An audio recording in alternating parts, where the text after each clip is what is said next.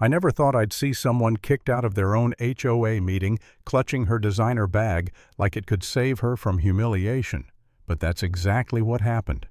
And the best part, all I had to do was hit play on a recording she didn't even know I had. It started simple. I moved into Silver Maple Estates, one of those quiet, upper-class neighborhoods with trimmed lawns, golf carts, and rules for everything from fence color to mailbox size. It looked peaceful from the outside, perfect even, but behind every perfect neighborhood, there's always a Karen running the show. Ours was named Emily Dawson. Blonde, mid-40s, expensive everything.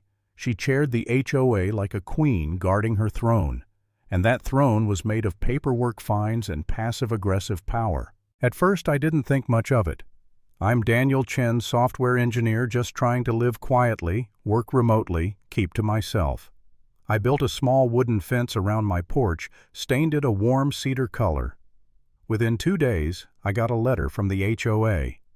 Violation notice, unauthorized color tone, inconsistent with community standards. The fine $500. I thought it was a mistake. So I emailed Emily. Her response came the next morning, short, condescending, with the kind of politeness that stings worse than an insult. Hi, Daniel. Rules exist for a reason. Our neighborhood values visual harmony. Please repaint your fence to the approved beige tone by Friday. Thank you for understanding. I'd followed every guideline in the manual. When I went to the HOA meeting to clear things up, Emily was already there, standing at the front like she owned the air everyone breathed. Red blouse, perfect hair, massive sunglasses indoors. She even brought her designer handbag placed neatly beside her as if it needed its own chair. When I tried to speak, she looked at me like I'd interrupted a sermon. I'm sorry, she said, this section's reserved for board members. Residents may sit in the back. Her tone was sugar, but the message was venom. Everyone stared. No one said a word. I sat down, cheeks burning. I remember thinking, fine, be professional, follow procedure. So I filed an appeal with the board. It was denied, no explanation. Then came more letters. One about lawn decor exceeding acceptable visual contrast. Another about non-standard exterior lighting. It felt personal now, like she was targeting me. I tried to ignore it.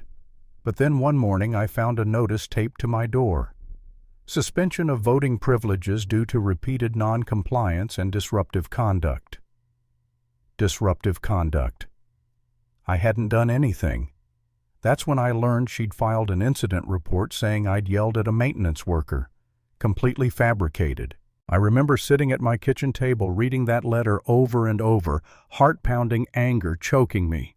Then came the doubt. Maybe I was being too stubborn. Maybe this wasn't worth the fight. My wife had left a few months earlier, said I cared more about principles than peace. Maybe she was right. Was I really about to wage war over a fence? That night I walked past Emily's house. Her porch lights glowed soft and golden. There she was, sipping wine, laughing with 2 other board members. I heard her say my name, laugh again. It hit me then. This wasn't about rules, it was about control. And she was enjoying every second of it. That's when I decided I wasn't going to argue anymore. I was going to document. A friend of mine's a lawyer. He once told me, "Don't fight arrogance with anger. Fight it with evidence." So I did. I started recording every meeting, every encounter. I photographed letters, dated every email. I played it cool, nodded politely when she spoke to me, acted harmless. She liked that. It made her careless. A week later, during another HOA meeting, she went off on a resident who questioned a parking fine. "Don't lecture me about fairness," she snapped. "I am the HOA." The room fell silent. I caught it all on audio. That line would come back to haunt her. But she didn't stop there. She sent me another violation this time, claiming I'd installed an unauthorized porch roof. I hadn't. It was there before I moved in. Still, she added a $1,000 fine. When I confronted her in the next meeting, she smiled like a cat that had already eaten. "If you don't like the rules," she said sweetly, "maybe this isn't the right community for you."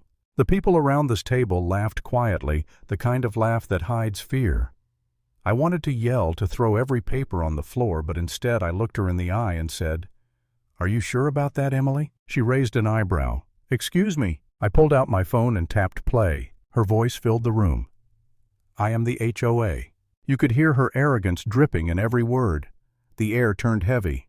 You could almost feel people's loyalty shifting.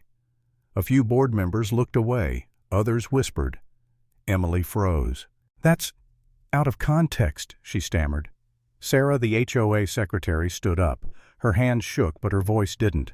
It's not out of context. I was there. That's exactly what she said. Emily's face went pale, then red. You're fired, she barked. Sarah didn't move. You can't fire me, Emily. This isn't your company.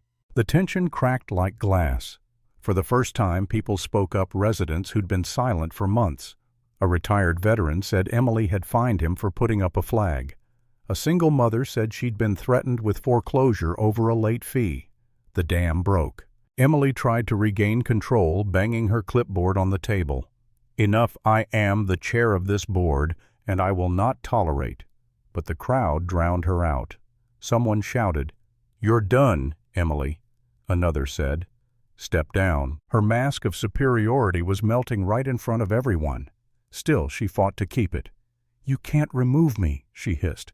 I've built this community. Sarah pulled out a folder, calm, prepared. Actually, we can. According to Section 4B of the bylaws, a board vote can remove a chair with majority agreement. The vote took less than 2 minutes. Every hand went up except hers. Silence. Then the realization hit her. Emily wasn't in charge anymore. Her jaw tightened, her fingers gripping that expensive handbag like it might stop the world from crumbling. Someone asked her to return the keys to the HOA office. She stood stiff, eyes glassy, and started gathering her things. As she passed me, she whispered through her teeth, You think you've won? I didn't respond. I didn't need to. She walked toward the exit, each step slower than the last, as the room watched in perfect silence. The woman who'd strutted through every meeting with her head high now couldn't even meet a single pair of eyes. The door closed behind her with a soft, hollow click. And just like that, the queen lost her crown. The next few weeks were strange. The HOA felt lighter. Meetings were open again, transparent. People actually smiled at each other. My fines were rescinded. The fence approved. It's funny, after all that chaos, the solution was just fairness, something that should have been there from the start. One evening I passed Emily's old house. The lights were off. The mailbox overflowed with unopened letters. I heard she moved away after losing a lawsuit the HOA filed for misuse of funds. Maybe it was true. Maybe not. I didn't care. I stood by my fence, the one she'd tried so hard to erase, and just looked at it. The same cedar color she'd called too rustic. It glowed warm under the sunset. For the first time in months I felt calm. Not triumphant, just equal. Like the balance had finally been restored. I didn't celebrate. I didn't tell anyone what I'd done. Because the truth is, she destroyed herself. All I did was press record.